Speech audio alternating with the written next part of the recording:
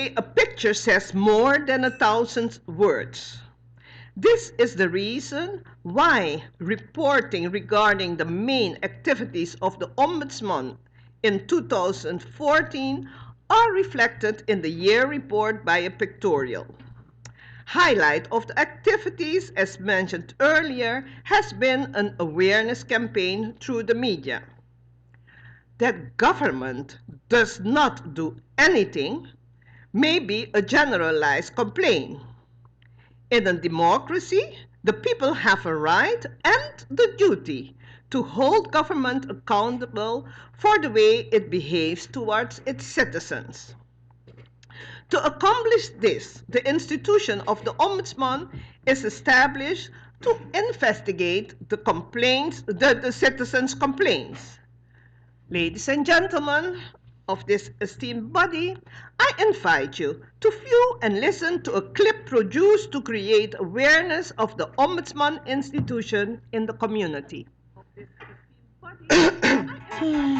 Girl, what happened to you? I've been going and coming to see these government departments. They aren't doing anything, and I'm not getting any answers. I do not know what else to do. I know. You can go to the Ombudsman. The Ombudsman listens, investigates, and recommends government to act on the concerns of the people. You can visit them in town at the E.C. Richardson Street, number 13, or call them at 542-1250. This public service announcement was brought to you by the Ombudsman of St. Martin. Thank you. Mr. Chairman, let's look at the complaints handled. Following international standards, government's behavior, including the behavior of civil servants and personnel of government agencies, is assessed by standards of proper conduct which meet international standards. The standards reflect basic norms required from government bodies and government agencies in dealing with the citizens. In 2014, the Ombudsman experienced an increase in visits from the public to the Ombudsman.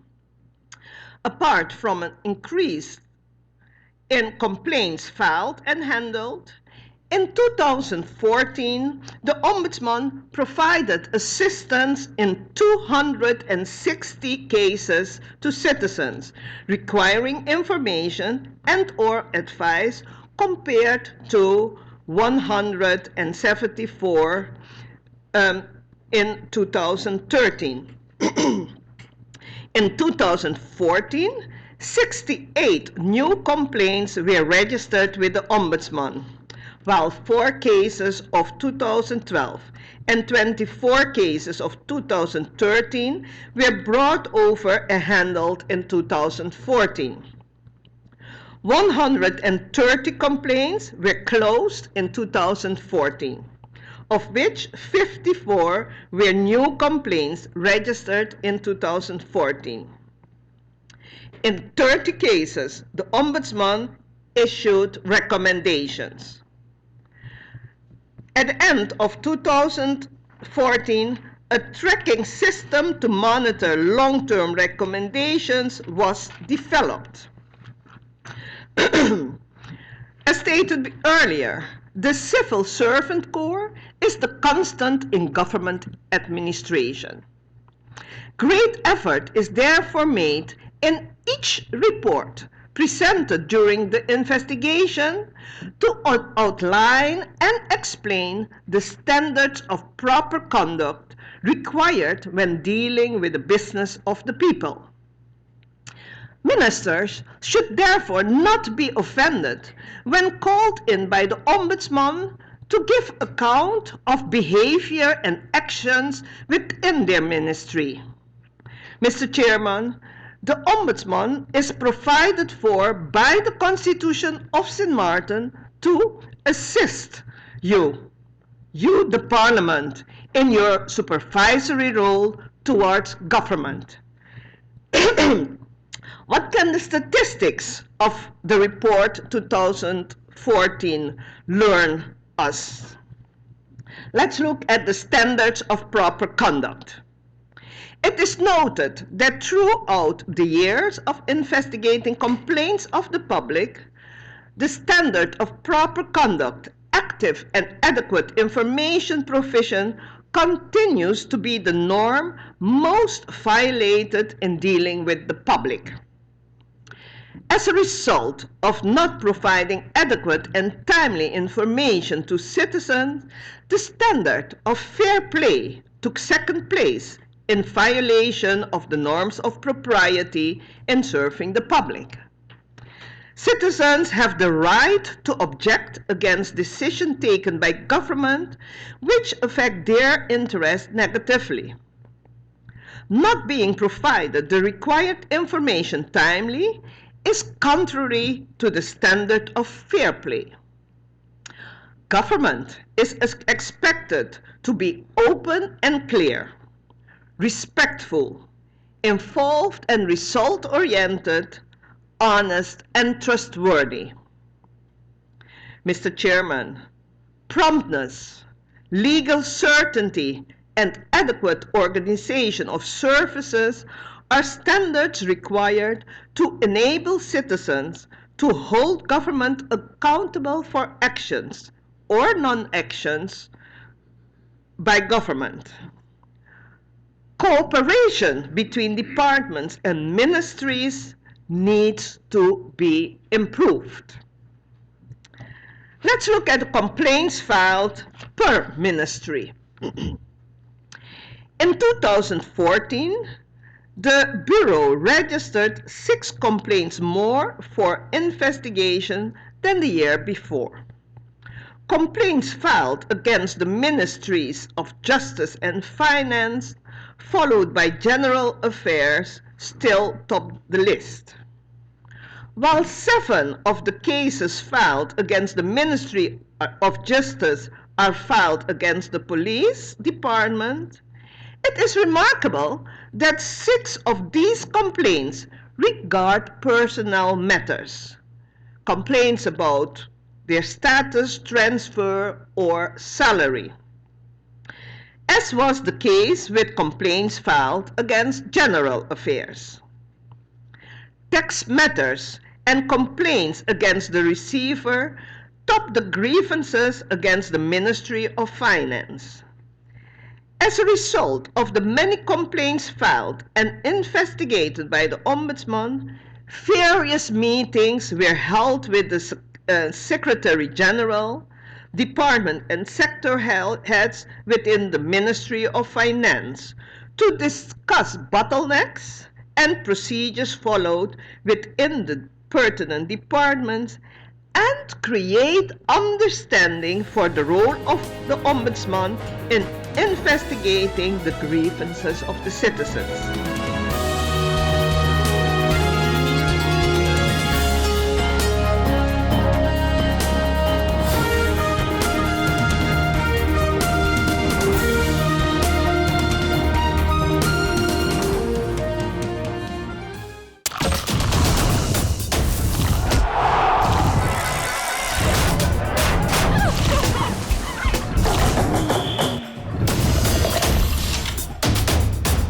Vitamalt takes care of you. And now, check under the marked caps for a chance to win prizes. More detail on press.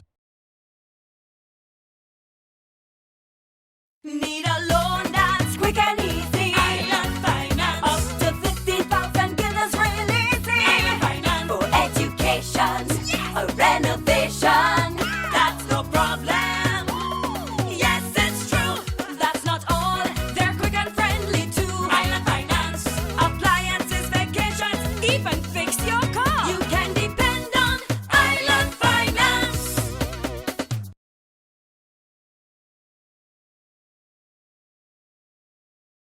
We have to start thinking on our own.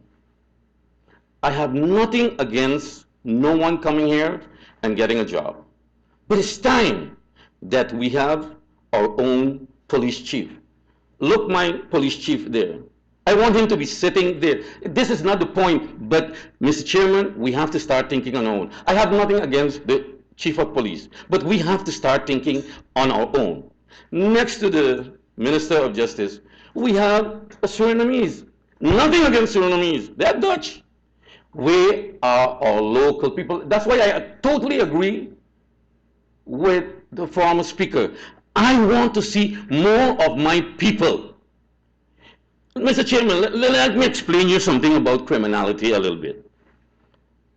If you go to Point Blanche, and this is, I have not by numbers, but I'm willing to do that. If you take various hours, and I'm going to go, people that are studied, how much of our various are in Point Blanche? Next to none. How many of our Havo, Mavo are in Point Blanche? Almost none. Education has a pivotal part. So do not think that justice has only to do with criminals on the road, and so it has to do with via education, Mr. Chairman. Education creates and brings prosperity in your country and a change. Yes, I'm not saying that those that have a lot of studies and diplomas doesn't go to Point Blanche. Yes, but they would not go with a gun and those types. So yeah, you have to fight crime on a different level. When you're fighting crime, you have to fight crime at all levels. Education. So we have to focus. But I'm getting back to my point. Why are we, the Dutch, is bringing in willing to pay 22 million euro and say to investigate on the remaining? Something does not fit. What happened to the normal crime? No attention. And I'm going to tell you something, Mr. Chairman. A lot of people is going to get mad with me. I care less. I care less. Mr. Chairman, the minister indicated that the protocol is still being negotiated. It's not totally finalized. And I urge the minister, through you, Mr. Chairman, to consider specific points that were brought up here when I heard the word strengthening. And in strengthening indicates that there is a weakness, an imperfection. There's a need for capacity. So I asked the minister in his talks, in negotiation talks, to please consider specifically a contingency plan once those police officers, I should say, or whatever you want to call them, when they leave, that knowledge stays here in St. Martin. Because it doesn't make any sense for that group of persons to be coming here and that knowledge is not passed on to our local police officers. I heard the Justice Academy, MP Sylvia Jacobs brought that up, and indeed, that needs strengthening as well. It would be advisable for that to be also taken up in the protocol because, again, after the 2 years or 3 years that they leave, we will be in the same situation. So I would like that to be a part of the contingency plan. Another aspect, Mr. Chairman, with those that are coming, and I heard some of my colleagues mentioned it, but let me stress upon it again, checks and balances. We do not want a repeat of what transpired a few years ago when we had higher supervision, and it was well known that the same persons that were here, they took part in a lot of corrupt things, but you never hear about it. I've heard, and I was away at school, of finding means they went back with motorbikes, cars, etc. One whole line of stuff, but you don't hear anything about it. So the question goes back and is very relevant to what was said here. Who's going to check them? So better checks and balances needs to be in place because it's easy to point fingers, but no one is looking at what exactly they're doing. So again, it goes back to who will they answer to? Who will they be? Who's responsible for checking up on the manner in which they conduct business here on St. Martin? And those were my points, Mr. Chairman. It goes back to strengthening. So if we're going to talk about strengthening, let's look at it in its entirety and not in only one particular aspect, because strengthening, we're looking at Justice Academy, we're looking at a contingency plan, and we're looking at ensuring that our local police officers are able to advance. I'm told that there's not much capacity for them to advance as it relates to going on a higher level. My colleague MP Leonard indicated that, and I'm sure that he knows what he's talking about, being in that police force for so long. I think that should be part of the protocol, ensuring that certain police officers, when they reach a certain rank, that they could go on to Appledorn and upgrade themselves and become our next chief of police officer or whatever higher rank that you have there. So that should be taken up in part of the protocol in strengthening to ensure that we get something definitely from it. You know, I've been privileged, and I want to call it privilege because I grew up a good part of my life here in St. Martin. And I don't know if it's by design, but I always had a listening ear to politics. And I don't know why, even when my number one priority at the time was sports and all of the mischief that I was in as a young boy, I always had a listening ear and paid keen attention to what was going on. And I remember many years ago, this same underworld element of mafias controlling the little island of St. Martin, and the same propaganda was done by a prominent businessman in St. Martin, and we're not going to call names because we know who it is. The thing is, what is strange, that whenever there is a large project like the harbor or the airport that is being developed on St. Martin for hundreds of millions of dollars, the underworld thing seems to go away, because all of the Dutch companies are doing those. Then there's no mafias involved, and there's no underworld element. For the time that the airport that was being built, there was no talk about underworld element. $120 million project. Same for the harbor, Ballast Needham. No mafia element, no underworld element. As soon as we start to talk about empowering our own and putting our people on a pedestal where they deserve to be, because through blood, sweat, and tears, we have gotten to this point. There is an underworld, there's mafia, there's a this element, there's a that element. You know, and it's sad, Mr. Chairman. And what MP Silveria Jacob said, and that was one of my questions, I want to know when these 50 people come, that they're going to report either to DeWitter or Carl John. And I'm going to call their names because that's what I want to know. That they're not coming here with their own agenda, because I've experienced once as a young boy, I bought a car. I was 1995, I bought a BMW and I was driving. The marechaussees at the time were here and could not do traffic stops. Went to the station, got a patrolman, came back, stopped me, wanted to know where I got my car. We call that racial profiling today. That's what we call racial profiling. So I want to know if we are going to become targets in St. Martin, or the St. Martin people going to become targets based on the homes that they have, based on the vehicles that they drive, and based on how they live in this community. These are the things I want to know, who they are going to report to and who they are going to get, more importantly, who they are going to get their task instructions from.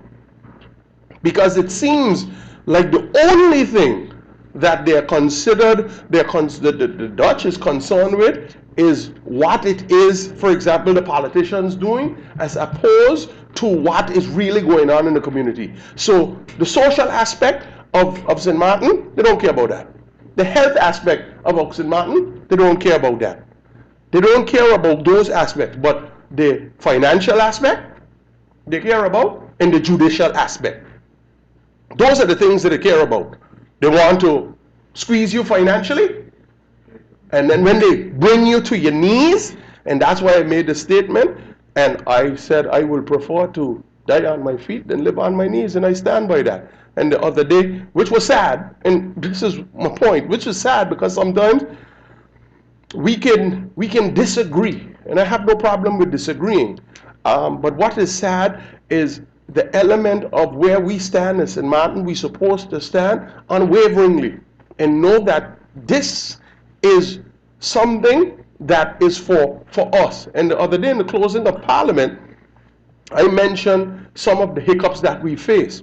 And one thing with me, I'm brutally honest with myself. I am my biggest critic. So Have we as government delivered on the stuff that we promised the people during this last year as the governing faction? I can say, as a man, no. But I explained the reasons why. One of my colleagues got up and basically his presentation was merely about my speech and how I ran and I hid under a rock and stuff like that. I run from no man. I've never ran nowhere in my life from anything. When the fiber optic cable was being pulled in and I was Minister of Telecom, I refused to sign the landing of that cable if it did not land in Telem's manhole. It was signed after, when I was out of government, when he was a part of that government, the CFT, the financial control that we received. We received that in the negotiations of becoming a country. I didn't step off of KLM and said, I brought separate status home. My colleague did. So when you're talking about because the Dutch flex their muscle and run under a rock, check yourself. Check yourself. And I could continue to go on, but my point is, Mr. Chairman, that's irrelevant. That's irrelevant. But don't try to make it seem that because there's some kind of pressure that I, Frankie Myers, run and go hide, and after I make these statements, I run and go hide. I ain't hiding from nobody.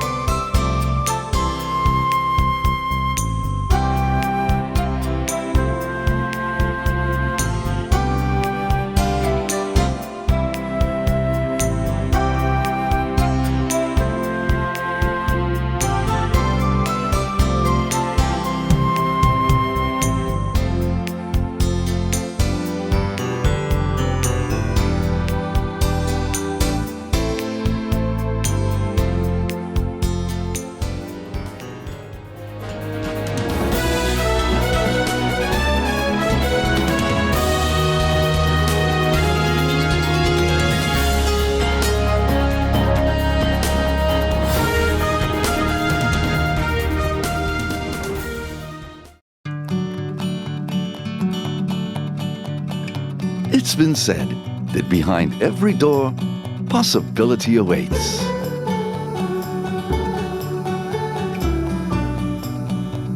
How much possibility depends on which door you open first.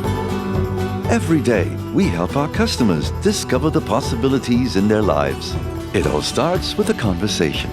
Scotiabank. Discover what's possible.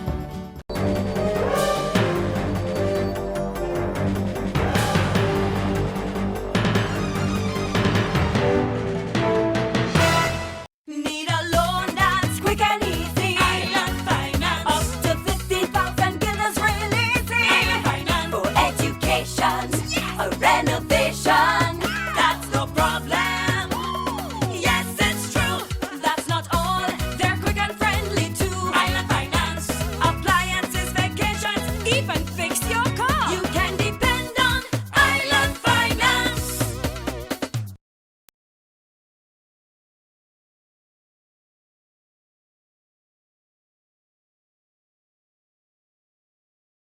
I want to again request to the general public, and especially the media present, to assist the Lions Club, to invite the general public to come out on the 26th and donate.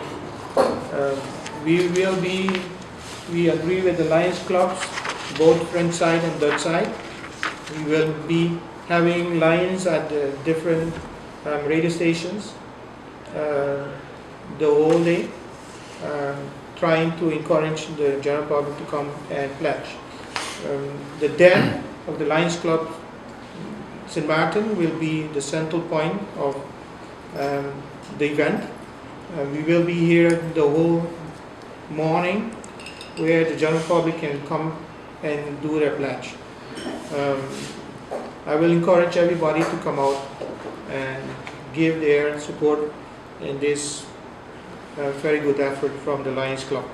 In final, I want to say this effort that the Lions Club is doing is pretty much in line with the motto of the International Lions Club this year, where we say where there is need, there is Lions. We see that the Dominica Lions Club is in need, and that's why we came together as Lions to be able to give our support to raise some funding and for a good cause of the island of Dominica. If there is any question, we will be able to answer those as well.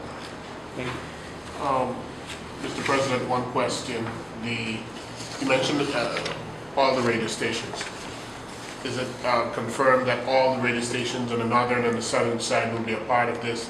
And I missed the conclusion time, Lion Haverton, 9 a.m. to 1 p.m. To 1 p.m. Yes. Yes. So what radio stations have been confirmed for this?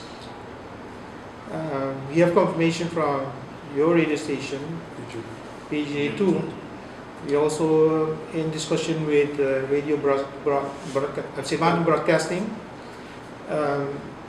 We also have confirmation that WTN will be here live during that morning event as well. We also have from the front side, but I will let my fellow lines from the front side give We that. have SOS Radio that started since last week, broadcasting that event. And then we have Radio Transat. And we're waiting on the conclusion of the others because they have to sign to say really that they're leading with us. But I think we will do it.